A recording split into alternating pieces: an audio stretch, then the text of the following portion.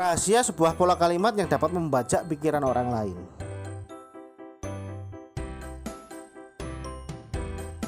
Membaca pikiran orang lain itu diperlukan keterampilan-keterampilan dalam membaca situasi. Selain itu juga faktor lain dalam membaca, bukan membaca ya, tapi lebih memahami makna perkataan yang ingin disampaikan orang lain dalam gerak nonverbal itu harus bisa kita lakukan dan harus dengan tepat sasaran. Ada sebuah pola kalimat ya yang bisa membujuk orang lain, yaitu pola kalimat yang pertama adalah perintah atau permintaan baru ditambah dengan alasan.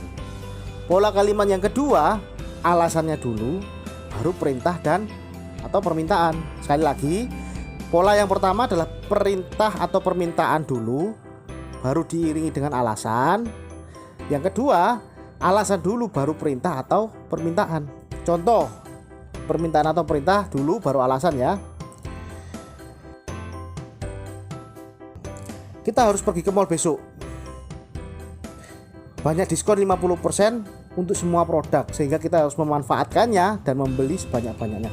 Kita harus pergi ke mall besok itu adalah kalimat perintah. Alasannya kenapa?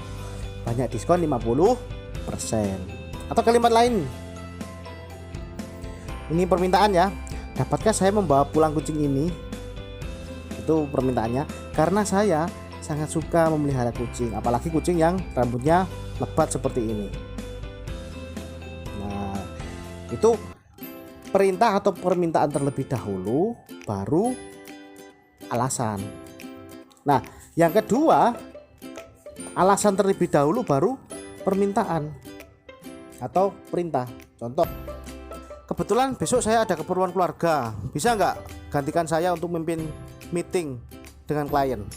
Nah, jadi kebetulan saya besok ada keluarga itu adalah alasannya, baru diikuti dengan perintah. Bisa tolong nggak gantikan saya untuk memimpin meeting dengan klien? Nah, itu alasan dulu baru perintah, atau permintaan dulu baru perintah. Misalkan anak buah kepada bosnya, misalkan, maaf pak, istri saya sedang sakit dan di rumah sendirian karena anak saya pagi sampai sore biasanya sekolah. Boleh nggak pak, saya minta izin 1 hari untuk merawat istri saya di rumah. Jadi maaf pak, karena istri saya sakit di rumah dan anak saya sekolah dari pagi hingga sore sehingga tidak ada yang menjaga. Itu alasan, baru diikuti dengan perintah atau permintaan lah. Boleh nggak saya meminta izin 1 hari untuk merawat istri saya? Nah, dua pola kalimat ini kita harus bisa menerapkan di kondisi yang pas.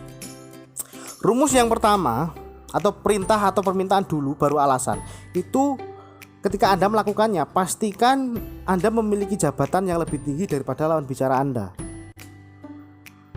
Baru Anda bisa merintah dulu. Tolong itu sapukan sapukan ruangan saya dong, karena ruangan saya kotor. Berarti Anda harus punya jabatan yang lebih tinggi, baru Anda bisa memerintah terlebih dahulu. Dan tipe lawan bicara Anda harus to the point, jangan orang yang bertele-tele. Terus power suara Anda juga harus lebih besar daripada suara lawan bicara Anda. Jadi power suara Anda itu harus lebih kencang kalau Anda mau melakukan perintah terlebih dahulu atau permintaan lebih dahulu.